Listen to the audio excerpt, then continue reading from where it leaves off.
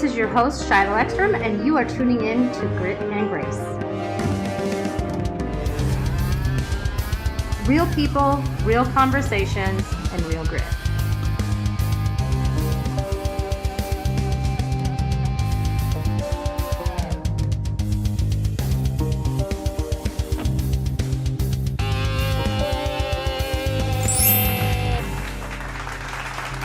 Good day to all of you. Thank you so much for joining us. This is Shylo Eckstrom, Grit and Grace. We have the She Boss with us. We have an incredible woman today who's going to be sharing her heart with us, her faith, and just all the things in between.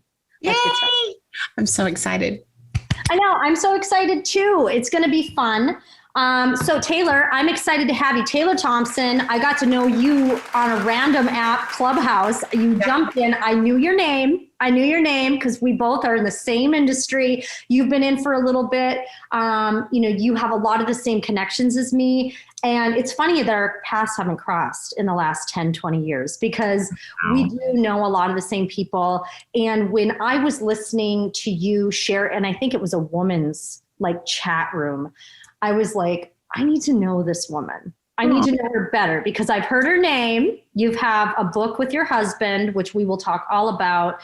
You have an amazing women's group. You've actually allowed me in on that. It's beautiful. You just are so multidimensional and you inspire a lot of women, not just in multi-level marketing, because that's our industry, but you inspire a lot of women everywhere. And I really wanted to share a little bit and get kind of the nitty gritty on you and let people in on Taylor Thompson. So say hello to our viewers, our listeners, and let's just share a little bit about you. Awesome. Well, thank you so much, Shylo. I appreciate the opportunity to share. And I just, everybody likes nice things said about them. And so I really just appreciate that introduction. Sometimes we go through life when we were or we do things, we go, are we really making a difference? And so that's really encouraging. So I think everybody needs to hear that, I think making an impact with just one person is powerful. So I'm super excited to be here. Can't wait to share. I know. Well, something, that's really interesting is you have been very vulnerable in your shares. And I really appreciate that. That's why I wanted you to come on our show as well, because I got to share on yours, but I was really fascinated by the interview you did, because I'm like, wow, I think more people need to hear a little bit more of your story, like where you got started, the introduction, the road into where you are now. So if you want to share just what's your background? How did you get introduced to being an entrepreneur first and foremost? Well, I mean, it is a journey and it is quite a story. I was definitely that girl that I was raised on the other side of the tracks, if you will. I come from a very, my background is, very dysfunctional. I think the more I interview women, the more I realize that, most everybody kind of comes from a sorted kind of background, but I was, my dad, after coming home from the Vietnam War, he was a little bit messed up and he was very abusive to my mom. I was actually kidnapped at gunpoint at the age of 5. And my mom didn't know where I was for 10 months of my life. She didn't know I was dead or alive. And so that's kind of the starting of I was the only child.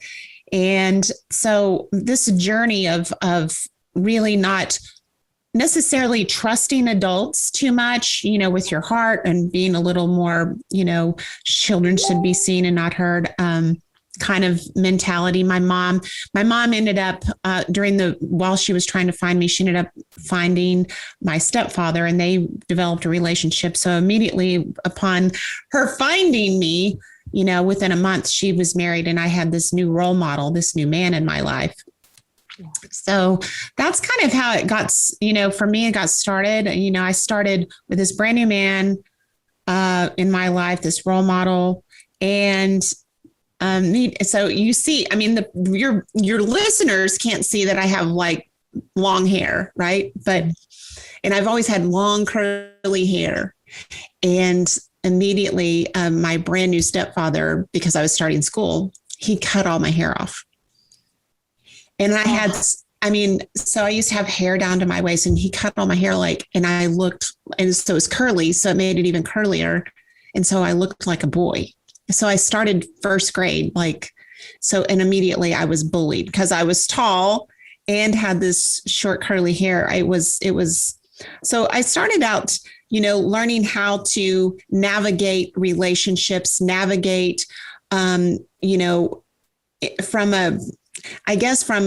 a perspective of not really being able to fit in and learning how to adapt quickly. I don't know if fast forward, that was kind of the start that I got, but I ended up going to college. That's where I met my children's father, and he was he was this major athlete, and he ended up being drafted into the NFL. But it was one of those things, it's, you live what you learn, right? So whenever you are in relationships or you're in patterns of relationships if that's all that's what you end up living, and so because I'd watched my mom all of my life and not really having a very strong sense of worth, not necessarily having a strong sense of who I was, I found myself in that kind of this very controlling, emotionally, physically abusive kind of relationship. But I look back on that, and, you talk about faith, and you talk about, and because I really want to make sure that this is included, because, I wasn't the girl that was raised in a church home, but my grandparents, they always were like my rock. They were always praying for me, are you going to church? I was the girl that rode the church bus, right? And I'm backtracking a little bit. So because I always had that kind of role model on the backside. Mm-hmm. But whenever I met this man, and the culmination of all of these things that, make you who you are, make up who you become. And I just didn't have I don't think I had the capacity to really love me, you know what I mean? And be really confident, because you go through this mindset, you start settling. Mm-hmm. You start checking all the boxes, because he was like this guy. He was this amazing athlete, comes from a good family. He was a quote unquote Christian. He was the star. Every girl wanted this guy, and I had him. Right. So, yeah. Before we go forward, let's just bring up a few things, because a lot of our listeners, they can relate to this. You talked about childhood trauma instantly. Both of us share honestly, your story is very similar to mine in many ways. Traumatic childhood, very young, which kind of catapulted you into this fight or flight. Because that's something that doesn't go away right away. As children, we get put into that. And when a child gets put into survival mode, they don't forget that ever in their life. It's just ingrained. And so it's a natural instinct. But when you're in it all the time and for years at a time, you don't just come out of it because mom has a nice boyfriend. I don't mean to say it like that, but you know what I mean? I had the same type of, you have a good mentor, a role model. They help kind of make it feel safe, but you're never ultimately safe. And then you brought up the generational patterns. How many times are we going to repeat the same things? My mom did this, my grandmother did this. Also, it's interesting how God he'll sneak his way into our lives, right? We might have the most chaotic life, but grandma or grandpa's there, right? My grandma and grandpa were also my rocks. And so it's really interesting that all these things were happening, right? And you were kind of going into this pattern of you met the guy that everyone would have thought was fabulous, right? This is the guy. And so for me, I'll speak for me, I did something similar, and it was this is what I should be doing, right? This is what people want me to do, because on paper, that's right. I go to school because I'm supposed to go to college. I'm supposed to do all the things that no one else did in my family. I'm going to break the chains. But we're not really breaking the chains. We're going with the totally wrong way. We end up in these abusive or toxic relationships. And then we're going, what did I just do? I did everything I said I wouldn't do. And then you experience shame and all the things. So I just wanted to catch our listeners are totally getting this, because I know that I have women message me all the time and say, I'm so grateful that you're honest about your childhood. I'm so grateful you talk about the generational things and the really tough stuff. And I think it's really important to get there. And so you got into this relationship with the superstar, right? Obviously the superstar, you had your babies. So what happened after that? Well, I mean, I want to say this because I think this is a real important part to this equation. Whenever you're checking all the boxes, to your point, you think that you're just kind of folding in the mold of what people want you to do, and not necessarily knowing enough about yourself to know, like, okay, is this right for me? Is this the, and, I remember him asking me to marry him, the proposal. And there may be a lot of ladies that can relate to this. It's not because I was so excited to say yes. It was that I was afraid to say no. That's how much power he already had over me. Mm-hmm. And, I tried to break off the relationship. I thought I had the strength, and I tried one time, and that was the last time that he chased me down the street and threw me over his shoulder and carried me back to his apartment and sat on top of me with his hands around my throat, saying, nobody will ever love you like I love you. Right. And so you go, okay, so this is the life. So I already felt trapped before I even said I do.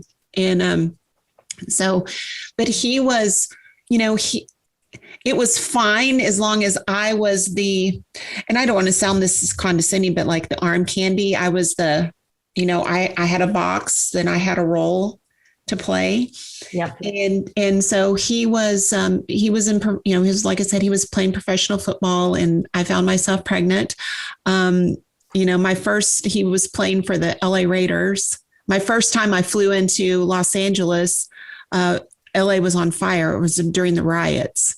I mean, if you think back on that time, but, so my first baby, we had just moved to California, and my first doctor's visit with my very first appointment with my new doctor at 8 months pregnant, they couldn't find a heartbeat. Wow. And so but you look back and you think like the journey of, and how God, you talk about how God kind of, I didn't know anyone, but it was very interesting, the place that God put me in, because I got involved with the church, because the ladies, the wives, the NFL wives, they had like a Bible study, and they had this little church, and it was called Hope Chapel. And, you have to remember that this Southern Baptist, I grew up in West Texas, and, I went to Baptist churches, and I remember my grandfather, whenever we moved to California, he was like, now don't you go get involved in those charismatic churches out there. And, and I was like, what does that even mean? And what did I do? I go to this Hope Chapel, and I mean, like, it was like the first time that I'd really experienced I understood the presence of the Lord, and I understood the presence of the Holy Spirit. And I mean, I don't know what the belief system of your viewers, but I mean, it was just, I just craved it. I couldn't get enough of it. And it was a healing process. It was like this, God just swooped in, and he was everything to me. My relationship exploded with him. It was in that moment that it was only him. And then 6 weeks later, I found myself pregnant again. And so I go through this process of, he ended up having a career in an injury. After having our second baby there in California, we moved back to Texas, and I found myself in West Texas again, coming full circle, going, is this really going to be my life? And he was going back to school, and I was, there's a lot of moms that probably connect to this piece right here. I was faced with like going to work, finding a job. And not that I had a very strong work ethic, but I could not bear the thought of putting her in daycare. I mean, I wanted something different. I was the latchkey kid, right? I was the one that, got myself ready, did all of this, came home from school. I didn't have a parent at home whenever I went to school. I didn't have a parent home whenever I came home from school. And I was like, I can't imagine. I don't want that for my child. And that's what really set me on the journey to be an entrepreneur. I was so desperate. I say you do things through inspiration or desperation. And I was so desperate to find something. And you have to think about 28 years ago, there was not, opportunities like what we see on social media now, like, all these shiny objects. You can do this, you can do that, you can go here, you can go there. I mean, this was before internet. This was before cell phones. This was whenever phones were literally hardwired to the wall. The only opportunities were like, you could find ads in the newspaper. And, I was answering all of these ads, work from home, stuff envelopes. I mean, I literally did this, like stuffing envelopes. And whenever I found like, campaign them to get the envelopes, it made no sense. But I was answering these other ads, and it was a big health and nutrition company. If I said the company, you'd know who it is, a 40-year-old giant. It was health and nutrition. But I had this mindset. I was like, oh my gosh, I can't sell. I don't want to sell anything. That's just not for me. I can't see myself. Oh my God, that's just. And what was funny is that there was this lady that lived across the street, Shylo, that she was this little redheaded lady, and she had all these bumper stickers all around her car. It was like, lose weight now, ask me how. And I was like, oh my dear God, if that's the way you have to do, I'm definitely not interested in, doing any of that. And so through this process, and I just kept, going through things. I did this beaded jewelry, that was going to be part-time. And, after 4.5 hours of making one earring, I was like, okay, this is definitely not working. Just crazy stuff. I actually processed Angora goat hair out of my bathtub. Now that's a story in and of itself. Oh my gosh. What's funny? Okay. So I think a lot of entrepreneurs, for sure, we've done a lot of crazy stuff. Like I started, when I got introduced to network marketing as well, there was no internet, like in the very beginning. This was before the internet. So I was really fresh. I just got married. I was like getting divorced already because it was not a good relationship. And then I'm like, what do? I started cleaning houses. I was serving, and I'm like, it's not enough. Like I have to get out of this. And so I was doing like some random affiliate things I was stuffing envelopes. Like you said, I was at like a insurance agency doing things. I was trying all the things. I helped a creditor at one point. Like I worked in a creditor's office. I lasted a week. I hated the job. I'm like, I don't want to sit in here. I don't want to do this. And so I was just dying to find something. But it's funny because we'll do anything just to get out of it. And it's like, whew. And then we finally find network marketing. And you know what? And I do give a lot of praise to network marketing, because I know there's times where it's like, you got the woman with the bumper stickers. That's what people think. They're like, oh, it's the crazy lady from down the street. Well, yeah, we're all a little crazy. But, when you do find that first paycheck or something, when you first see that success, it's like, wow. Then you get it. You get what the crazy ladies are all excited about. It's so true. I mean, it's so true, because this is a funny story, because whenever I was answering all of these ads, and finally I ended up answering this other ad. But what really got my attention is that somebody on the other end told me this story. Now, I'm so passionate about people's stories, and I think this is because it's what got me. And they told me about this little couple that was living in this small town in West Texas, not very far from where I live, that was making $10,000 a month. Now you have to think about, 28 years ago, $10,000. I mean, it's still a lot of money, but then it was like a lot of money. And, but I didn't believe for a minute that somebody like me, the girl from the other side of the tracks, who was raised in a mobile home, most of her life, could make that kind of money. But I thought, gosh, if they can do that, maybe I can make $800, because Shylo, that was really all I cared about. I mean, that was that in that my mindset was, if I could just do that, that was equivalent to me working full time and paying for childcare. Right. So I knew that if I could just get that, I was even. And so immediately, so this is the funny part of the story. That little redheaded lady across the street, she ended up being my sponsor. Of course. So, of course, right. And it took an ad in the newspaper to get her, to get me, right. And so what a funny story. But I was the proverbial, I mean, I didn't know anything. I was ignorance on fire, seriously. They just said, get on these products. And here's the thing, like, I was just total blind faith, because I just believed if they could do it, I could do it. And didn't know anything. But my very first 7 days, I lost like 5 pounds on the products, and I made $420 my very first 7 days. Wow. And I just went on to just talk to anybody that was breathing, and I made $2,400 my very first month. And that was really set the pace for how I grew my business. I mean, I just did what I was really important. For me, it was just like, I came into this incubator that allowed for somebody like me to increase their belief that it's possible if they just kept doing it and was consistent with their efforts. And I felt very fortunate to that I had that opportunity to come in to instill belief that it was a safe kind of learning environment that allowed somebody like me to have success. And so, that's in it. But, the other side of the coin, is that the more success that I had as I grew with the business, the more threatened my household was. I was going to ask this. Yeah.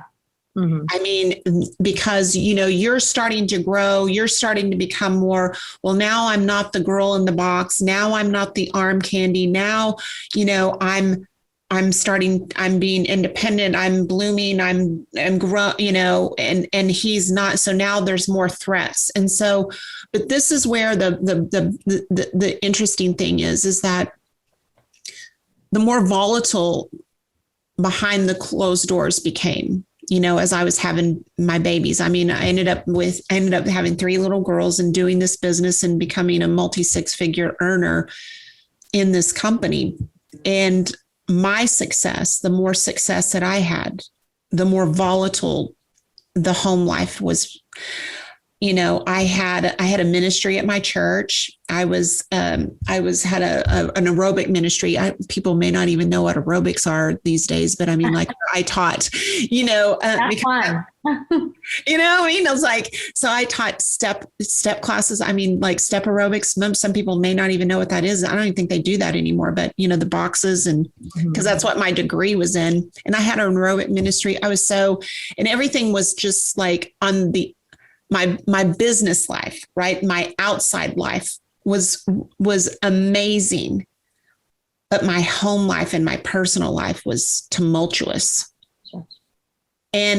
But I had to be face forward, and you can there may be a lot of women to identify, like, nobody knew what was happening behind closed doors. I was face forward. My life was perfect. If somebody were looking in, they would go, oh my gosh, she has a beautiful life. Look, she's got everything.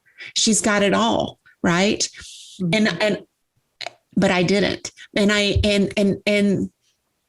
It's very interesting that I think how women really go face forward and they protect what's happening because there's shame. There's what if somebody finds, my parents didn't even know. My parents did not even know what was happening behind closed doors. But what really took place for me, Shylo, is that I have 3 little girls that are watching this. Mm-hmm. I have 3 little girls that are watching, making this. I can't make this be normal. I can't make this be their normal. I can't make them think that this is okay, that this is how women who are supposed to be loved and adored and cherished, that I can't let them see that this is normal. Mm-hmm. And so I push back. And the more that I push back, the more volatile things became until finally, I broke. And I literally packed our stuff. I grabbed their clothes and I grabbed a few things and I literally walked out with my girls with them in tow. Mm. And unbelievably that people blamed me. My church blamed me.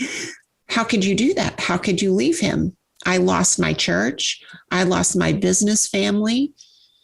I mean, everybody put the blame on me because nobody knew. I had protected him for so long. Now he turned around and he became the victim. Of course. He became the victim, you know, and now everybody was angry with me. And I'm like, now I'm trying to defend myself because I'm like, people, like, I've been going to marriage counseling by myself for the last 2 years.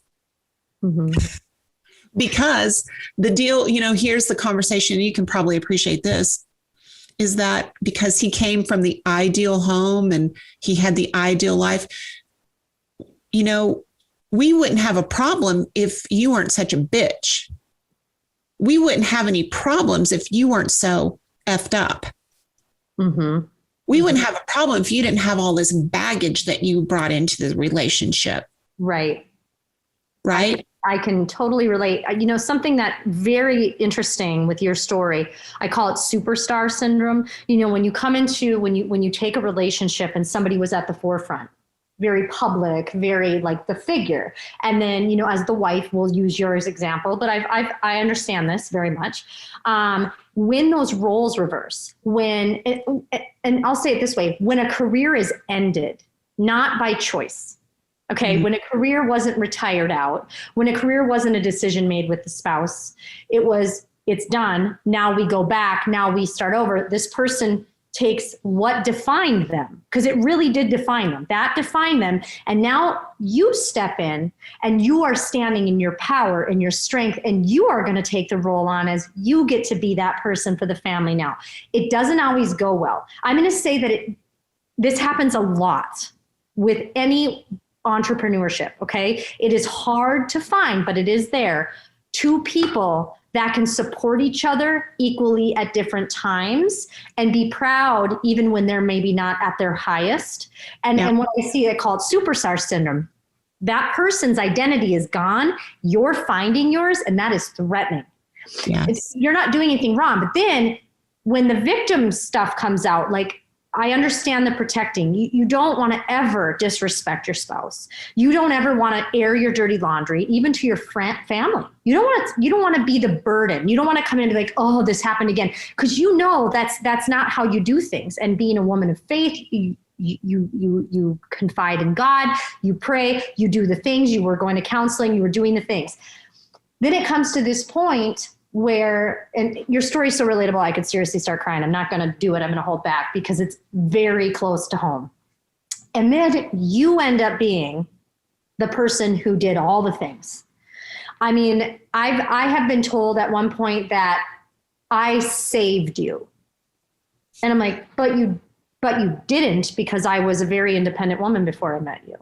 That was very painful. And I know that that's not the truth. And even sometimes things are said in anger so silly, but you're like, that one hurt, because you know that's not true. I was taking care of myself. I was very doing well. I felt that I was a very successful woman on my own. But to take away that part was like, what? And some of the things they'll say anything to make sure that people feel bad for them. And that can really put you in a place, not only does your shame come up, the shame is just terrible. In a relationship like that, you blame yourself. Even if you're getting hit, if you're getting yelled at, you're like, it must be my fault. I must not have worked hard enough. I must not have, maybe I need to change more. Maybe I need to get better. And then you come into this self-development business where all you do is get better and better and better. And all they do is get more mad, because they're not willing to do it with you, and they're not willing to change because they don't feel they need to. Yeah. And so it is a very toxic cycle that I can relate with so much, but also a lot of listeners can relate to this. So I'm so grateful you're being so vulnerable today, because this is something people need to hear. Verbal, physical abuse is abuse, and it is very, very hard. not one is better or worse. They're equally as terrible. It's like saying, would you rather die instantly and not know, or would you rather have cancer and die for 5 years? Either is bad. Like there's no one's going to pick either. But both, there's chronic stress and there's just chronic, you're always in constant trauma. Again, you were in your survival. So you go from this childhood where you were in fight or flight the entire time. You probably get out of it for a little while. You know, you're easing into, you know, being an adult, a woman, and, you know, you get engaged or you start dating this amazing man and you get put right back into it. It's like, boom, there it is. And then you go into this cycle. So now you leave. You are a single mama. Well, this is where the story gets very interesting. Okay. So it's very, I mean, because, you know, I did not want to, you know, take my kids. I did not necessarily want, you know, I didn't want to break up our family, you know, because I literally I moved only just a couple of blocks from where we were currently living. You know, I have 3 daughters. I want them to have a relationship with their father, but I also want him to take some responsibility for what's happening. Sure. And so my thought process was that if I left, that he would open his eyes, like, okay. And then because, you know, the one time that he did go to counseling, you know, the counselor, this is a Christian counselor, saying, you know, listen, Mister, until you take some responsibility, this marriage stands a snowball's chance in hell. Well, so I was thinking he may, if I remove myself, that he may go, oh, eye opener. Oh, I got to get my act together. Oh, I got to do something. You know, I got to work. I got to do something to save my family. That's what I thought he would do. Mm-hmm. Unfortunately, I mean, he broke into the house we were the very first day, and he beat me up again. He threw me up against the wall with his, just nearly strangled me until I passed out in front of our 3 daughters. And that was the breaking point for me. I was like, I'm done. And that's whenever I filed for divorce. And so immediately, and there's just, there's so many things that this man did to me during this process. It's like, is he mentally okay? Like, I mean, it was just so weird. I had so many police reports, you know, throughout this process, you know, the police coming, 911. And one of my best friends, we had the kids, and I was picking up the kids, and this is during our separation. And he just goes off. We're in the car. She's a psychologist. She teaches psychology. She is a doctor. She is a psychologist teaching at Texas Tech University, in the car with her children, with my children. And this guy goes off like beating on the windows. And I'll never forget her telling me this. And this is whenever I knew I had made the right decision for me and my children, is when she said, Taylor, she said, that is an OJ waiting to happen. Yeah. It was such an eye opener for me, Shylo, because I was like, for somebody to visually see what I had been experiencing and to watch that unfold as a doctor, as a psychiatrist, to share that with me, I really knew that I had to pay attention. And so fast forward, we go through our divorce. He fights me for custody of our children, of our girls. And I'm on the witness stand sharing my whole history, marriage history, to a judge that's sitting there sleeping to the left of me, literally snoring. Now, you keep in mind, he is the hometown hero. He is the all-star, Hall of Famer, NFL star, blah, blah, blah, blah, blah, small West Texas, you know. Yep.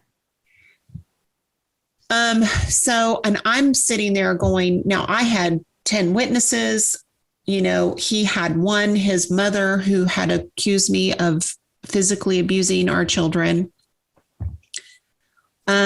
I'm sitting there asking I'm like looking at my attorney going, what do I do? And he's like motions for me to keep going instead of saying, hey, judge, you might want to wake up here. He motioned for me to keep talking, and I did. Big mistake. Long story short, I lost custody in that district courtroom of my 3 daughters, who I had been the stay-at-home mom and the primary caregiver of, to this man who was abusive, this man who I had presented umpteen police reports of abuse, of 911, and the judge who had been sleeping during my testimony, and he gave custody to that man of my 3 daughters. Now you can imagine, like, you talk about being broken, completely broken. I thought my life was over. Mm-hmm. Now, a lot of people don't know this part of my story, Shylo. And, you know, I really wanted, I had no purpose. I had no purpose at that point. I mean, nobody can even imagine. And this really set my trajectory of, you know, but God. Mm-hmm. How did you,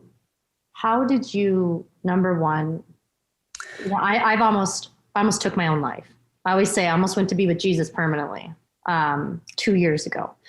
I just hit a bottom, and I just felt like, what? And I had a split moment where I realized this isn't the end of the world. Like, just something stopped me. I'm like, this isn't it. Like, this isn't your story. Yeah. But I know that pain, not of my children, but I went through a tough time with my daughter in that. And I did lose my daughter for a while. I didn't lose custody. I lost her. And to lose your daughter for 10 years with no contact, like barely any contact, trying to make sure she's not dead in the ditch. That was horrible. I couldn't imagine having all 3 of my children being, you know, almost taken away. Huh. So how did you keep going, and what did you do to get to that next step? Well, you have to understand, I mean, this is a man, he didn't want them. He just didn't want me to have them. Right. Right. Mm-hmm. And he moved them literally 100 miles away against court order. And now I'm the caregiver. Now I'm paying who had fought me for my business. Now I'm paying child support based on my income. Okay. Wow. You know, I mean, and, you know, and I have to keep moving, and, you know, I have to keep moving. And it was hard. I mean, but it was really, it was God, you know, I use this, God gives you grace for the place. Mm. I mean, he really does give you grace. I mean, I look back in those moments and I'm like, how did I do that? And it was just God, like, carrying me through, because I don't know. I just kept moving. I just kept my eyes on him, because it was only him. You have to remember, like, my church had turned their back on me. And now everybody's like, oh, now see, now there's what have you been hiding? So now I have the scarlet letter, so to speak. Sure. What kind of mom loses custody of their children? Like, are you on drugs? Are you like, I mean, my attorney was like, in 30 years of practice, I've never seen such a miscarriage of justice. I've never seen, and come to find out, 2 months later, the judge that was in my case was diagnosed with narcolepsy and was taken off the bench. He was no longer, and so, but because I didn't have that on the court record, because I didn't speak, I could not appeal the decision. Oh, man. You know, and so it's just like, so it just really set me on the trajectory. Like, okay, how do I shift gears? How do I be a mom, you know, 100 miles away? How does that work? And how do you keep your business going? How do you keep your focus? How do you keep your mindset? How do you keep moving? How do you keep fighting when over here, whenever your life is crap over here, but you have to keep face forward in your business over here? I mean, how do you do all that? You know, grace for the place. That's the only way that I look back. I mean, like, the man wouldn't even let me speak to them on the phone. And you have to, they were, here's our ages: 7, 5, and 3. Oh, just babies. Right? They need 7, their 5, mama. and 3. But, you know, I mean, Shylo, I mean, God, and I mean, it's a whole unbelievable story how God, you know, my scripture through this process was that in Joel, that God would redeem all the years that the locusts had eaten. Right. So as I went through the journey and the business and,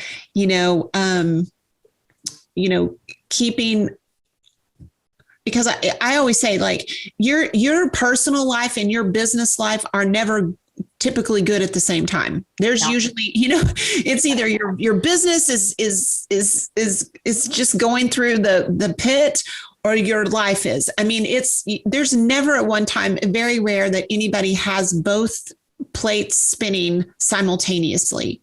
And so how do you keep that focus? How do you keep moving? How do you do that? I mean, to me, like, I can't imagine not having the Lord, having my scripture, the things that I hang on to that kept me going, that my prayer life, I can't imagine going through those things without the Lord. But he was so gracious. He's been so gracious. I mean, in the process of going through this, he brought an amazing man in my life. Amazing. Like, I mean, you talk about soulmate made for me. And I literally say he probably did save me, but it was in that God was just so faithful that allowed for me to meet a man who was like-minded in business, that loved me and through the process, and allowed me to be able to do the things that I needed to do in the natural to get my children back. And, in and through the journey of this, and it was him, it was my husband, Larry, and he was like, everything is a season. You may have missed some of these times. And now keep in mind, through this process and while I'm getting my daughters back through the court systems, which is not easy. Mm-mm. I mean, they don't care if it was a lie. They really don't. They really, the court system is not just. There is no justice, really. There's only justice with God. Mm-hmm. But whenever I totally relinquish the fact of really fighting and really allowing that scripture, the battle belongs to the Lord, and really just laying it at his feet and laying it down, and me quit trying to control everything and just trust the Lord. And whenever I laid it down, whenever I truly became like, okay, Lord, if this is the way you want me to be a mom, if this is my journey, whenever I totally submitted and said, okay, if this is the cross I'm to bear, then I'm going to do it full of joy. And I'm going to trust you to lead my steps. I'm going to trust you to light my path, and my time is in your hands. And I remember that shift of really saying, Lord, not my will, but your will. And whenever that shift took place, how the doors started opening supernaturally without me, right?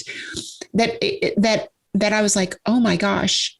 And so I realized that, it was really about me being a get it the first time girl. Instead of keeping going around the mountain, I learned really early on, like, okay, Lord, what do you want to teach me? What is it in it for me? What do you want me to learn?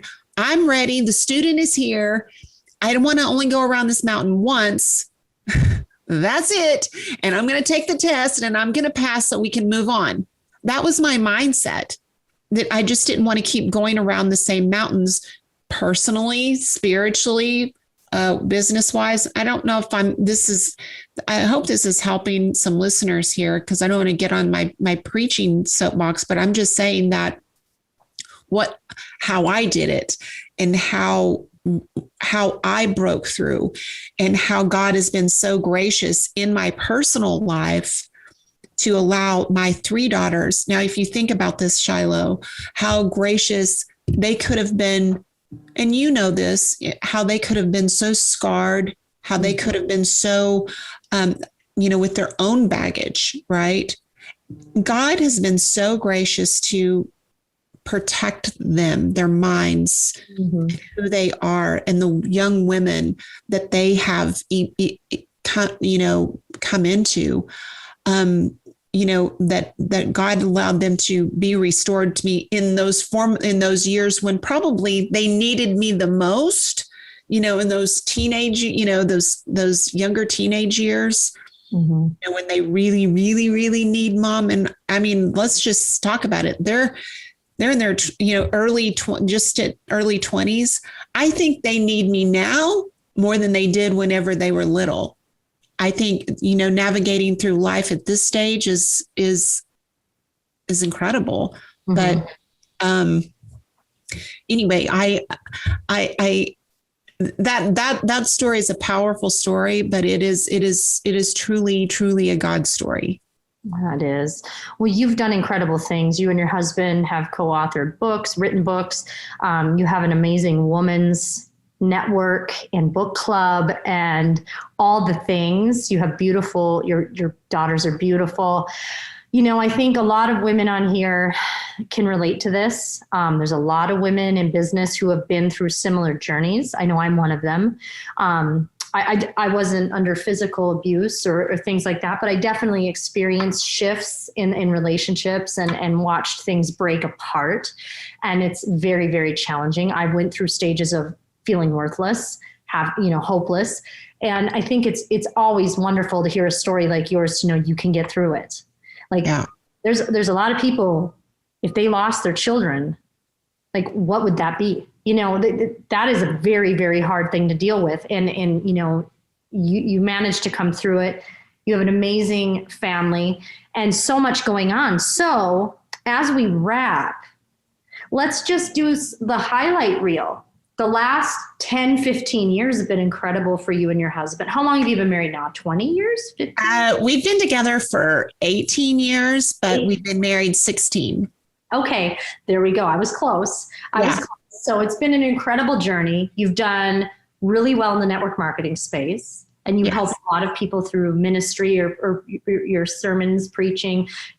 Anything you want to share with our listeners, we're also going to post links and everything to Taylor. So if you want to be a part of Taylor's world, we will make sure you have the links. But anything you want to share, if somebody wants to get a hold of you, how can they find you? So my husband and I, we have a book club. It's called themillionairetraining.com. And it really is about equipping we'll say the average person, right? I mean, no matter where you are in your journey, really equipping you for the leadership skills necessary for you with foundational concepts that, as time, as things change, as things evolve, you will be able to evolve with it. And it's training that's tried and true. And we have a free book club that you can join through themillionairetraining.com. We go live every Friday at 12 Central. And so it's lots of fun hearing the stories and really hearing about people that are just like you. So it's generic, it's, and it's open, it's free to anybody that wants to participate. And then we have the She Network. And you mentioned this in my ladies group. And this has really been kind of a passion side gig, if you will. Mm-hmm. To your point, I mean, there's so many women like us, that have been on a journey, that have been in places, and how did they overcome and how did they get through the process? And I think by having these conversations, I really wanted to create a place where women could feel empowered. She Network, she stands for sharing her excellence. Mm-hmm. And because I think so many women don't realize they have a gift. They have an excellence on the inside of them. They have, through their experience, through their journey, that they have a story to share. And that's why, again, when I started the interview, like, I believe so many people have the music, the story that's inside of them, and they shrink back, and they're not willing to be open. They're not willing to be, authentic, because they're afraid of how people are going to receive them and how people will see them and receive them. And so I just want to encourage the women that are listening here, you have a story that somebody needs to hear, and you are an inspiration. You are a solution to someone else's problem.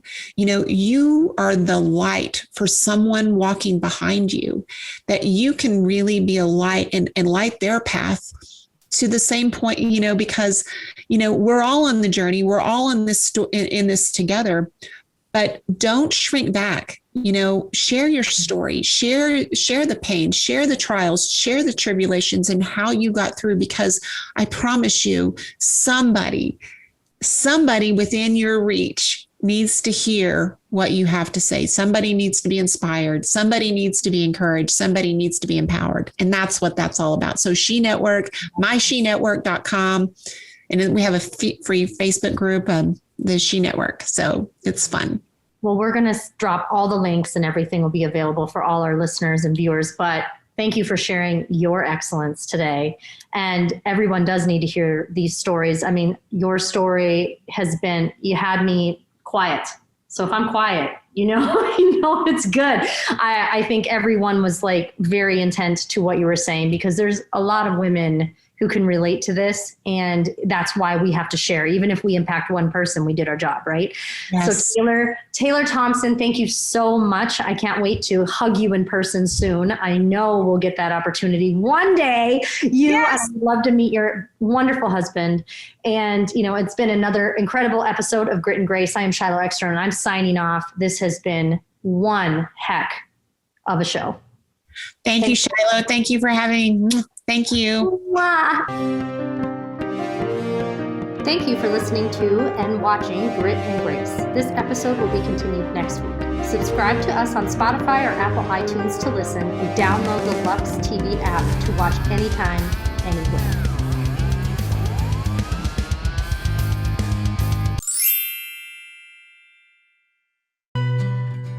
Now, glutathione is a big word, but it's the body's own master antioxidant.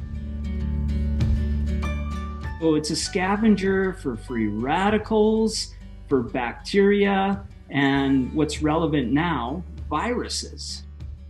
This is new to the marketplace. There's no other product on the market that has the ingredient NACET.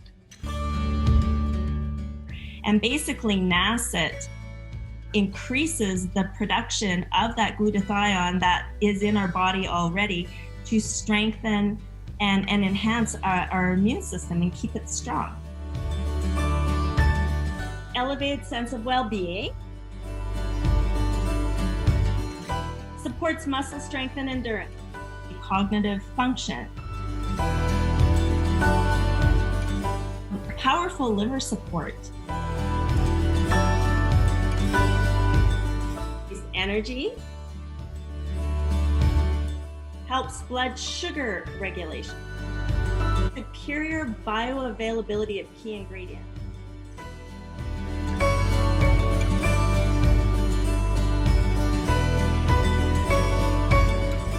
One of your best defenses against COVID is a strong immune system. Taking GSH Plus as a daily supplement does all that. And now we have the product out on the marketplace.